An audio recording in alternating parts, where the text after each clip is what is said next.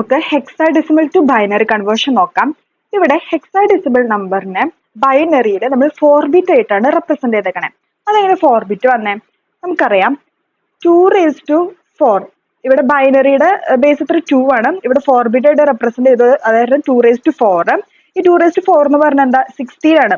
ഇവിടെ നോക്കിയേ, നമുക്ക് ഹെക്സാഡെസിമലില് മൊത്തം 16 കോമ്പിനേഷൻസ് ഉണ്ട് അല്ലെ?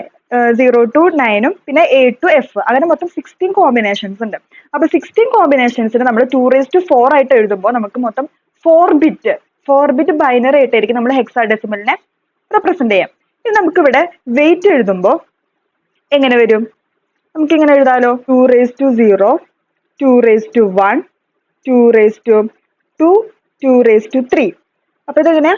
ഇതിന്റെ വാല്യൂ എഴുതുമ്പോൾ 8, 4, 2, 1. ഓക്കെ, അപ്പൊ നമുക്ക് ഈ ടേബിൾ കാണാണ്ട് പഠിക്കേണ്ടി വരില്ല. നമുക്ക് ഈ ഒരു കോഡ് അറിഞ്ഞിട്ടുണ്ടെങ്കിൽ നമുക്ക് ബാക്കിയുള്ള എല്ലാ ബൈനറി നമുക്ക് എഴുതാൻ പറ്റും. ഇവിടെ നോക്കിയേ, 1ന് നമ്മൾ 1ന്റെ താഴെ മാത്രം നമ്മൾ 1 എഴുതി. 2 ആവുമ്പോൾ 2ന്റെ അവിടെ മാത്രം 1 എഴുതി. 3 ആവുമ്പോൾ 2 + 1 അല്ലേ 3, അപ്പൊ 2ന്റെ അവിടെയും 1ന്റെ അവിടെയും മാത്രം നമ്മൾ 1 എഴുതി. ഇനി 4 എന്ന് പറയുമ്പോൾ എന്താ? 4ന്റെ അവിടെ മാത്രം നമ്മൾ 1 എഴുതി. ഇനി 5 എന്ന് പറയുമ്പോൾ 4ന്റെയും 1ന്റെ അവിടെയും, അതായത് 4 + 1 5. ഇനി 6 എന്ന് പറയുമ്പോൾ 4 + 2 ആണ് 6. അപ്പൊ 4ന്റെ അവിടെയും 2ന്റെ അവിടെയും മാത്രം നമ്മൾ 6 എഴുതി, ബാക്കിയുള്ളിടത്തൊക്കെ 0 എഴുതി. ഇനി 7 എന്ന് പറയുമ്പോൾ എങ്ങനെയാ? 4 + 2 + 1 ആണ് 7. അപ്പൊ നമ്മൾ അവിടെ 1 എഴുതി. ഇനി 8 എന്ന് പറയുമ്പോൾ 8ന്റെ അവിടെ മാത്രം 1 എഴുതി. 9 എന്ന് പറയുമ്പോൾ 8 + 1 അല്ല 9, അപ്പൊ 8ന്റെ അവിടെയും 1ന്റെ അവിടെയും നമ്മൾ 1 എഴുതി. ഇനി A എന്ന് പറയുന്നത് എന്താ? ഹെക്സാഡെസിമലില് 10 ആണ്. 10നെയാണ് നമ്മൾ ഹെക്സാഡെസിമലില് നമ്മൾ A ആയിട്ട് റെപ്രസെന്റ് ചെയ്യണേ. അപ്പൊ 10 എന്ന് പറയുന്നത് എന്താണ്? 8 + 2 ആണ് 10. അപ്പൊ 8ന്റെ അവിടെയും 2ന്റെ അവിടെയും നമ്മൾ 1 എഴുതി.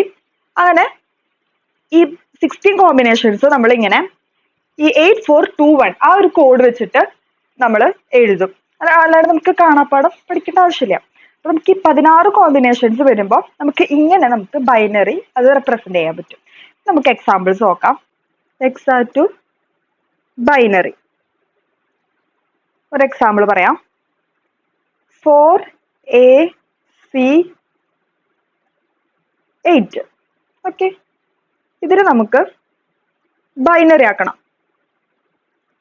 നോക്കാം. ആ ടേബിൾ കാണാപ്പാടം പഠിക്കേണ്ട, നമുക്ക് ഈ ഒരു കോഡ് മനസ്സിലുണ്ടായാൽ മതി. 8421. ഇപ്പൊ ഈ 4നെ നമ്മൾ എങ്ങനെ ബൈനറി ആക്കി എഴുതും? 0, 1, 0, 0. A എന്ന് പറയുന്നത് ഹെക്സാഡെസിമലിന് എന്തായിരുന്നു? A എന്ന് പറയുന്നത് 10 ആയിരുന്നു. ഓക്കെ, അപ്പൊ നമ്മള് 10ന്റെ ബൈനറി എങ്ങനെയൊക്കെ എഴുതും? 1, 0, 1, 0. C എന്ന് പറയുന്നത് ഹെക്സയില് എന്തായിരുന്നു? 12 ആയിരുന്നു. അപ്പൊ 12നെ എങ്ങനെ നമ്മൾ ബൈനറിയിൽ റെപ്രസെന്റ് ചെയ്യും? 1, 1, 0, 0. ഇനി 8നെ നമ്മൾ എങ്ങനെ റെപ്രസെന്റ് ചെയ്യും ബൈനറിയിൽ? 1, 0, 0, 0. ഇതാണ് നമ്മുടെ ബൈനറി. ഓക്കെ, ഇത്രേ ഉള്ളൂ. ഇനി നമുക്ക് ബൈനറി ടു ഹെക്സ നോക്കാം. ഒരു എക്സാമ്പിൾ പറയാം. 10111.101110. ഇത് നമുക്ക് ഹെക്സ ആക്കണം. പോയിന്റിന്റെ ലെഫ്റ്റിലോട്ടും പോയിന്റിന്റെ റൈറ്റിലോട്ടും 4 ബിറ്റ് വീതം ഗ്രൂപ്പ് ചെയ്യാം. ഇവിടെ നോക്കിയേ, ഇവിടെ നമ്മൾ പോകുമ്പോൾ 1, 1, 1, 0 നമ്മൾ 4 ബിറ്റ് ഒരു ഗ്രൂപ്പ് ആക്കി. ഇവിടെ 1 മാത്രമല്ലേ ഉള്ളൂ. 1 മാത്രമാകുമ്പോൾ നമ്മൾ എന്ത് ചെയ്യണം? 2 സീറോയും കൂടി, സോറി ഇവിടെ സ്ഥലമില്ല, നമ്മൾ 3 സീറോയും കൂടി ആഡ് ചെയ്തു. അപ്പൊ അങ്ങനെ നമ്മൾ 4 ബിറ്റ് ആക്കി. ഇനി റൈറ്റിലോട്ട് പോവാം, പോയിന്റിന്റെ റൈറ്റിലോട്ട് പോവാം. ഇവിടെ നമുക്ക് 4 ബിറ്റ് തന്നെ ആയിട്ടുണ്ട്. അപ്പൊ നമ്മൾ ഇങ്ങനെ ഗ്രൂപ്പ് ആക്കി. ഇനി നമ്മൾ ഇതിന്റെ ബൈനറി നമുക്ക് കൺവേർട്ട് ചെയ്യാം. 0111 എന്ന് പറയുന്നത് എന്തിന്റെ ബൈനറി ആയിരുന്നു? 7ന്റെ ബൈനറി ആയിരുന്നു. 001 എന്ന് പറയുന്നത് എന്തിന്റെ ബൈനറി ആയിരുന്നു? 1ന്റെ ബൈനറി. 1100 എന്ന് പറയുന്നത് എന്തിന്റെ ബൈനറി ആയിരുന്നു? 12ന്റെ ബൈനറി ആയിരുന്നു. പക്ഷേ ഇവിടെ നോക്കിയാൽ നമ്മളിത് ഹെക്സാഡെസിമലിലേക്കാണ് കൺവേർട്ട് ചെയ്യേണ്ടത്. ഹെക്സാഡെസിമലില് 1 ഓക്കെയാണ്, 7ഉം ഓക്കെയാണ്. ബട്ട് 12 ഓക്കെ ആണോ? അല്ലല്ലോ. 12നെ നമ്മൾ എങ്ങനെ റെപ്രസെന്റ് ചെയ്യാം?